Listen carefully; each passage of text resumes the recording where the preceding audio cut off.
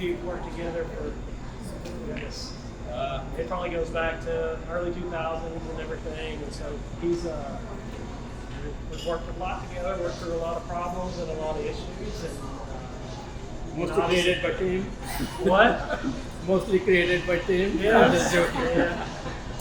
Yeah, a little bit of Tim arguing with decisions and things like that on some things when he disagreed with it, but that's okay. But I just want to thank you on behalf of Alcon, Tim. Thanks for the dedication. Thanks for all the hard work, the friendship. Probably gonna miss you. But we did get a picture made for you. I took a different picture and put it on there. Carrying the box. Yeah. Carrying the box to my truck. So Somebody snagged it. I was actually on a call and I saw it out in the corner of my eye. I was like, you know what, I'm gonna put That's that. hilarious.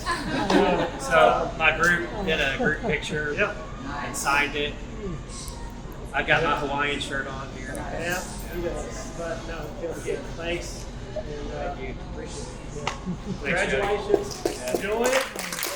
Come back, like everyone with us. Don't be a stranger. Yeah. A couple of funny stories. First one I'll tell on Jody. When I first joined this group and first started traveling for Alcon, you got to get used to traveling and stuff. It's kind of out of your element.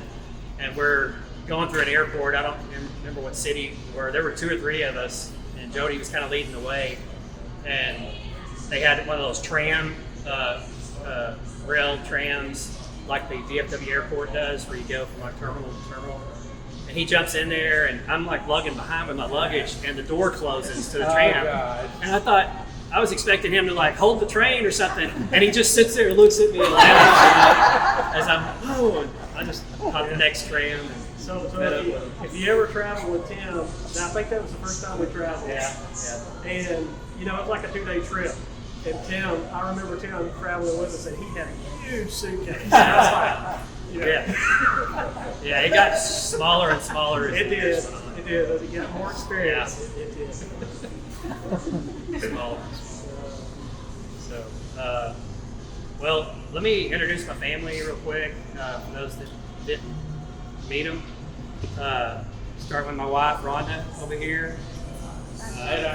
Supported me all these years, so wouldn't be here without her. Of course, my high school sweetheart. My oldest son, Cameron here, his wife, Jenna, and baby Maverick Wayne. Cameron's a videographer, mostly weddings and does some other stuff. And then Caden is my middle son, who's right here. He works for EC Bill, Ewing Cole, and he just finished a dorm at SMU, and he's coming back to Alcon next week.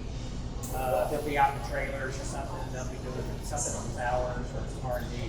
Connor. So he's a project engineer.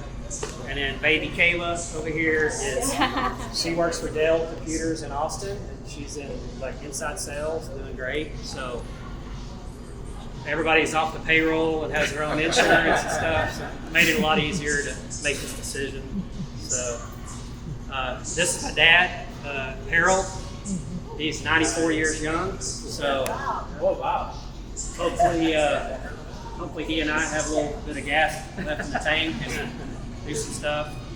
And my wife's parents, Ron and Dot, Hazelwood. So looking forward to spending time with these 2 guys, riding around town, getting into trouble. Yeah.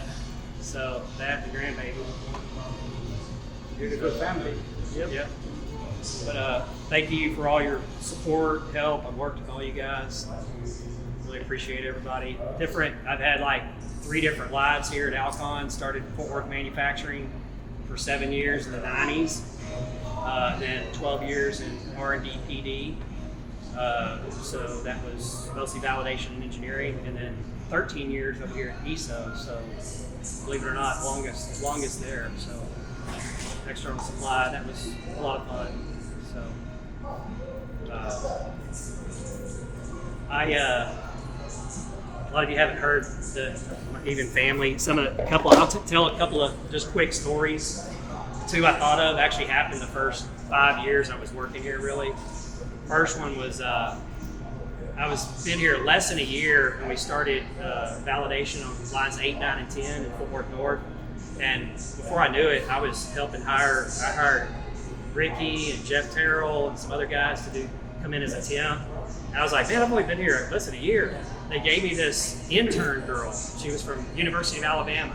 I remember they gave, and I'm like, I've got an intern. What are we gonna do, with her and stuff? So started giving this intern work. And after she had been there about a week or two, it's lunchtime. We break for lunch. She goes out to lunch, and somebody runs to my desk after 10 or 15 minutes and says, Tim, you got to come outside to see this. You got to come see what your intern did. I was like, my intern? Man, what's going on? And I come outside, and this curved road over here that goes like credit union. Do you remember this story? Credit union. The credit union has the little the curved road right there.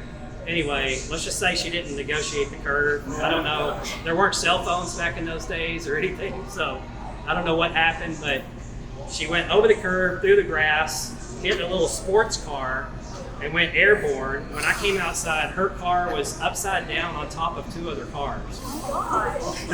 She was fine, but everybody's like, man, what'd you do to your intern, Tim? So I don't know what happened. It wasn't her first day, I don't think. It was her first couple of weeks. Did she work here?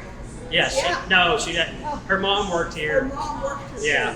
What'd you do? So, I don't know. It wasn't my fault.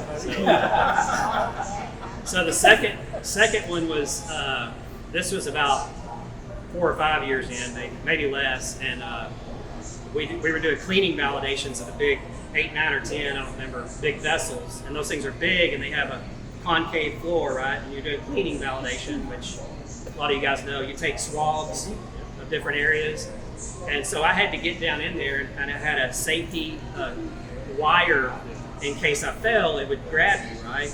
I had this wire, and I had to wear booties because they didn't want to scratch on the inside of the tank, right? So, and they actually have like a little oxygen sensor down there to make sure you're okay.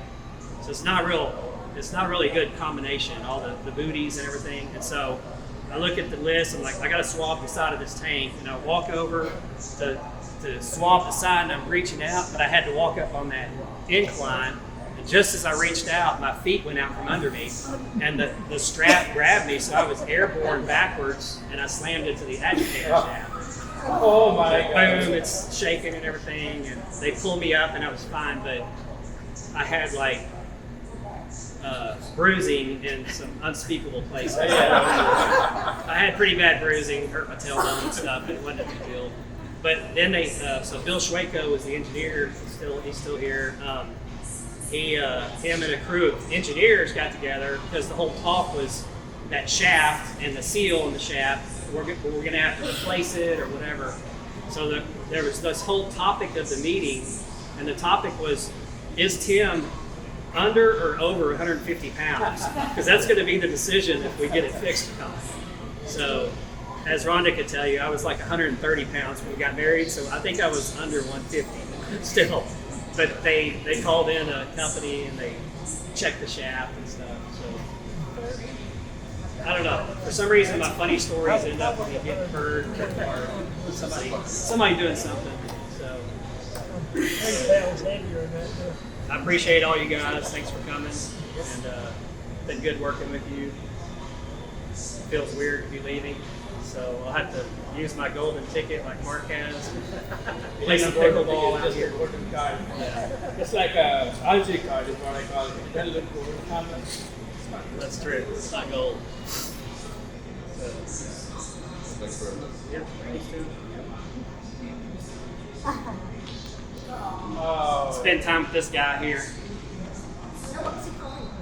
Papa T. Papa T. So what do you call him? So this is Maverick, and whether he has a little brother or sister, it's going to be Goose either way. Because we have Maverick and Goose. We don't care. It's going to be Goose.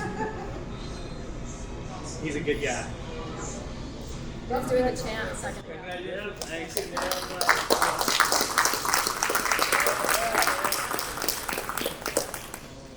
Thank y'all. Eat up.